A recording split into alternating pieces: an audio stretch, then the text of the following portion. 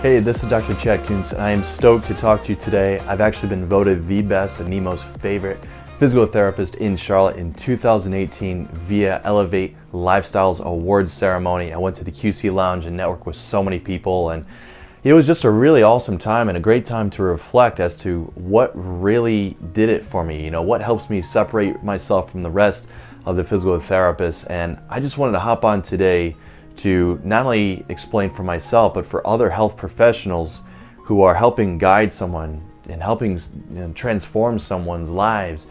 Maybe what I've done is something that you guys can start to pick up as well, that will help you really connect with someone and help you really just be the best in your field as well. And to be honest with you, I hope some of this and what I say too can help resonate within the physical therapy world and what we need to do better, at least my perspective on this, what we need to do better as a physical therapy field and within that background, or really, again, anyone helping to be a transformative health coach even, or in the health professional world, to do the job well, to connect with someone. So I just wanted to hop on and share with you my story about what I think's helped me get to this point. I think for me, it starts with being personable and kind of being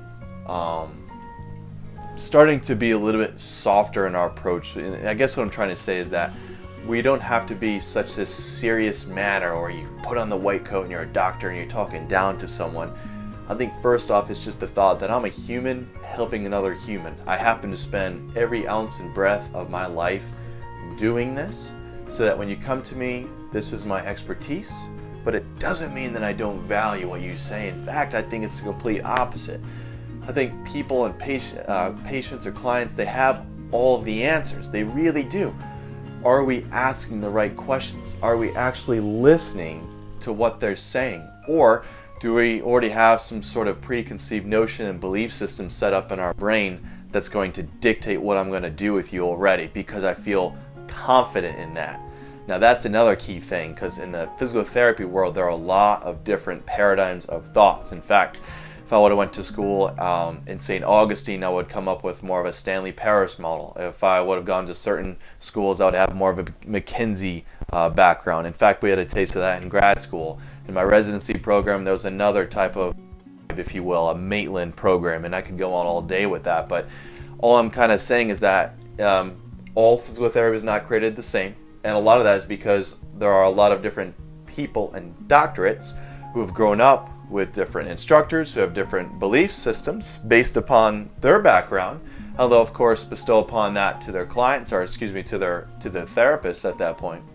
But the therapist can only learn based upon the tribe that they learn from. And I think a lot of times we want to stick to what we're confident, right? Of course, because we feel good about that. Now I have to tell you, for me, I am one who continues to be open-minded. In fact, I'm going to walk in this door in this tribe and I'm going to learn about what they think of. And now I'm going to take a pit stop and I'm going to keep an open mind. I'm going to go into this tribe, learn a little bit more about what they have to say. I'm going to go into this tribe and I'm going to learn a little bit more about what they say. And then I like to still think that having learned, let's just say an A, B, and C, I'm going to put that together in my own mind and my own background based off of what's worked for me anecdotally, which just means what's worked for me with a client in front of me. I'm not necessarily bound down to have to do anything, because at the end of the day, as long as I know I'm not hurting anyone, I'm using my clinical reasoning, and these are some things that I think of day and night. I'll put it together and I'll say, you know what, let's try it. And one of the most powerful things that I've kind of been through in all of my education is the willingness to try and fail and try and fail and try and succeed. My mentor out in my residency program, shout out to John Wolf, he was really the first one to say, you know what? Try it. You're not bound down to anything. You can absolutely go and try it. Use your brain. Don't hurt anyone. Don't get anyone killed.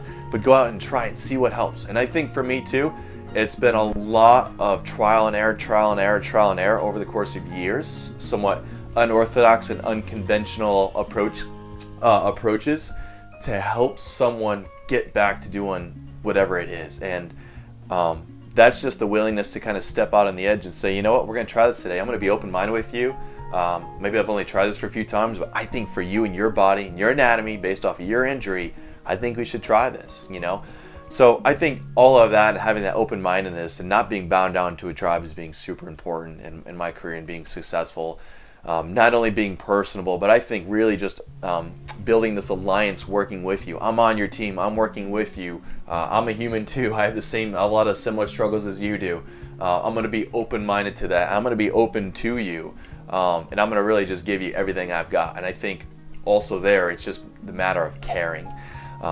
Honestly, just showing up and knowing that I'm going to give you everything I can. It's not just an 8-to-5 job. In fact, that's why I've jumped out and created Pr1me Movement, because I knew in my corporate world, I wasn't given an opportunity. I wasn't provided the environment to be able to help someone succeed the way that I knew that they could. I mean, that's a huge deal.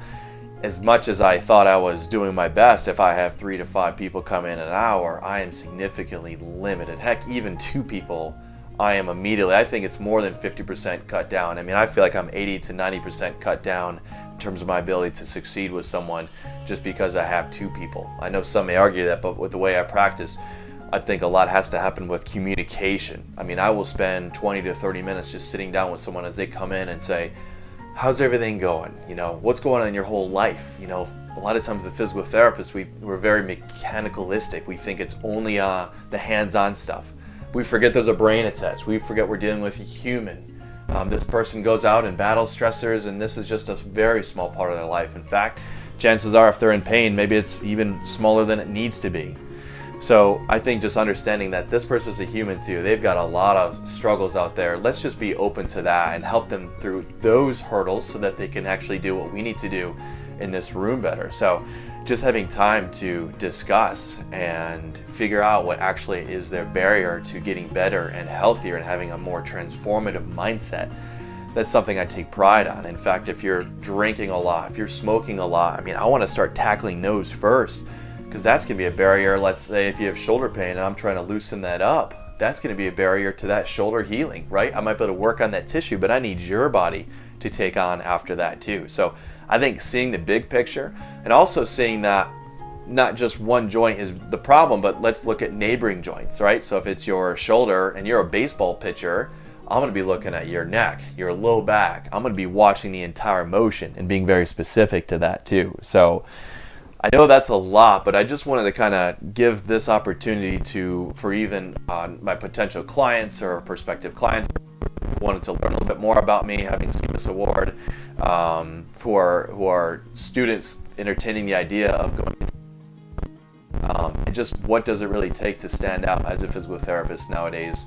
And first off, I think it's really just providing yourself a good environment, working one-on-one with someone, really caring, and then willing to go above and beyond and to continue the process of diligently learning and accepting failure and trying and being open-minded and being open with your clients, building alliance, setting expectations and working through that. So again, I am incredibly honored. I didn't even know this, and I thought it was kind of a scam that I won, because you know you get those emails sometimes, you're like, well, that's probably just a scam.